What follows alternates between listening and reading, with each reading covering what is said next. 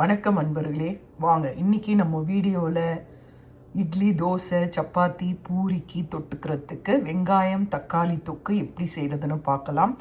அதுக்கு நான் ஒரு மீடியம் சைஸில் ஒரு 4 வெங்காயம் எடுத்திருக்கேன். ஒரு 5 பல் பூண்டு, நல்ல ஒரு அரை துண்டு இஞ்சி எடுத்துக்கோங்க. காரத்துக்கு ஏற்ற மாதிரி மிளகாத்தூள் எடுத்துக்கோங்க. அதுக்கு பிறகு 4 தக்காளி, பெரிய தக்காளி எடுத்திருக்கேன். எப்போவுமே வெங்காயத்தோட தக்காளி நிறைய இருக்கணுங்க. அதனால் நீங்கள் எவ்வளோ வெங்காயம் எடுக்கிறீங்களோ அது கூட அதிகமாக தக்காளி பழம் எடுத்துக்கோங்க. எல்லாத்தையும் பொடியாக நறுக்கிக்கோங்க. இஞ்சி பூண்டெல்லாம் நல்லா தட்டி வச்சுக்கோங்க. தேவையான அளவு கறிவேப்பிலை, கொத்தமல்லியும் எடுத்துக்கோங்க. இங்கே பாருங்கள், வெங்காயம் தக்காளி தொக்கு செய்கிறதுக்கு நான் பேனில் எண்ணெய் விட்டு கடுகு ஜீரகம் போட்டுட்டேன். பெருங்காயம் சேர்த்தாச்சு. அதுக்கு பிறகு வெங்காயம், அந்த நறுக்கி வச்ச வெங்காயம், இஞ்சி பூண்டு, பச்சை மிளகாவை போட்டு நல்லா வதங்கணுங்க. இதை நல்லா வதக்கி விடுங்க. நல்லா வதங்க தான் உங்களுக்கு டேஸ்ட்டு நல்லாயிருக்கும். இது நல்லா வதக்கி விடுங்க. நல்லா வதங்கின பிறகு நாம் தக்காளி இதில் சேர்த்துக்கலாம். வெங்காயம் நல்லா வதங்கிடுச்சுங்க. வெங்காயம் வதங்கினோடனே நறுக்கி வச்ச தக்காளியை சேர்த்துருக்கேன். நீங்கள் இந்த மாதிரி செய்யும் போது நல்லா பழுத்த தக்காளி சேருங்க. அப்போ தான் ரொம்ப சுவை அதிகமாக இருக்கும். என்கிட்ட இருந்து வெறும் காய் வாட்டமாக தான் இருக்குது. அதனால் நான் இதோட என்ன செய்ய போகிறேன்னா, இங்கே பாருங்கள், இந்த டொமேட்டோ பேஸ்ட்டை ஆட் பண்ண போகிறேன். இந்த டொமேட்டோ பேஸ்ட்டை நான் ஒரு 2 ஸ்பூன் ஆட் பண்ண போகிறேன். இங்கே பாருங்கள், இது கலிஃபோர்னியாவிலேருந்து வருது. இதிலேருந்து நான் இதில் ஒரு 2 ஸ்பூன் சேர்த்தோன்னா இந்த டேஸ்ட்டு, புளிப்பு தன்மை எல்லாமே நல்லாயிருக்கும். நீங்கள் நல்லா பழுத்த தக்காளியை சேர்த்து பாருங்கள். 2 ஸ்பூன் சேர்த்துட்டேன். நிறம் எப்படி கொடுக்குதுன்னு பாருங்கள். இந்த மாதிரி இருந்தால் தாங்க இந்த தொக்கு சூப்பராக இருக்கும். நீங்கள் அதனால தான் சொன்னேன், நீங்கள் பழுத்த தக்காளி இருந்தால் சேர்த்துக்கோங்க.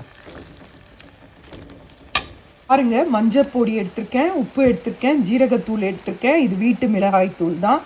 இதில் மிளகாலேருந்து தனியாலேருந்து எல்லாமே இருக்குது. நாம் இப்போ இதில் கலந்துடலாம். கலந்து நல்லா கலக்கி விடலாம்.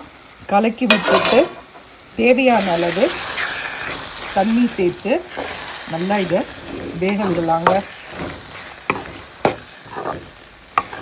நான் 1லேருந்து 1.5 டம்ளர் சேர்ப்பேங்க. நல்லா தளன்னு இருந்தால் தான் நம்ம சாப்பிட்றதுக்கு சுவையாக இருக்கும். இப்போ நான் இதில் தண்ணி விட போகிறேன். பாருங்கள், தண்ணி விட்டாச்சு. இப்போ நீங்கள் உப்பு காரம்லாம் டேஸ்ட்டு பார்த்துக்கோங்க.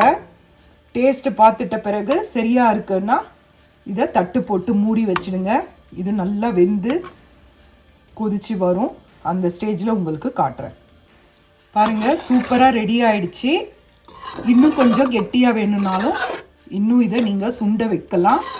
இந்த சரவணபவன் ஹோட்டலில் இட்லி சாப்பிட்றவங்களுக்கு தெரியும். புதினா சட்னி, நார்மல் சட்னி, சாம்பார், அதுக்கப்புறம் இந்த தொக்கும் வைப்பாங்க. ஆனியன் டொமேட்டோ தொக்கும் வைப்பாங்க. துளியுண்டு தான் வைப்பாங்க. ஆனால் அதை நீங்கள் தொட்டு சாப்பிட்டாலே அவ்வளோ டேஸ்ட்டாக இருக்கும். இது சரவணபவன் ஸ்டைலில் தான் இது இருக்கும். இதை செஞ்சு பாருங்கள். இது இன்னும் திக்காக, நான் இன்னும் கொஞ்ச நேரம் கொதிக்க வைப்பேன். உங்களுக்கு கொதித்த பிறகு நான் காட்டுறேன். பாருங்கள், நல்லா சூப்பராக ரெடி ஆகிடுச்சு. நீங்கள் வெளியூர் போனால் கூட இட்லியோட இதை செஞ்சு கொண்டு போகலாம். இதை நீங்கள் இன்னும் வச்சு சுண்ட பண்ணிங்கன்னா நல்லா ஒரு மாதிரி நல்ல ஒரு ரெட்டிஷ் கலரில் வரும். அதை நீங்கள் கொண்டு போனீங்கன்னா கெட்டு போகாமல் இருக்கும். நம்ம சட்னிக்கு பதில் இதெல்லாம் செஞ்சு கொண்டு போனால் வெளியே ட்ரெயினில் போகும்போதோ இல்லை ஏதாவது ஒரு ஊரில் போய் சாப்பிட்றதுக்கோ இது நல்லாயிருக்கும். அதனால் இதை செஞ்சு பாருங்கள். இப்போது நாம் கொத்தமல்லி, கறிவேப்பிலையை போட்டு இறக்கிடலாம். பாருங்கள், சுவையான வெங்காய தக்காளி தொக்கு ரெடி. இது சாப்பிட்றதுக்கு ரொம்ப அருமையாக இருக்கும். செஞ்சு பாருங்கள். பார்த்தீங்களா எவ்வளோ நல்லா கெட்டி ஆயிடுச்சு பாருங்கள். ஆறின பிறகு உங்களுக்கு நான் காட்டின ஸ்டேஜ் வேறு. இப்போ பாருங்கள், அது ஆறின பிறகு எந்த மாதிரி இருக்குது பாருங்கள்.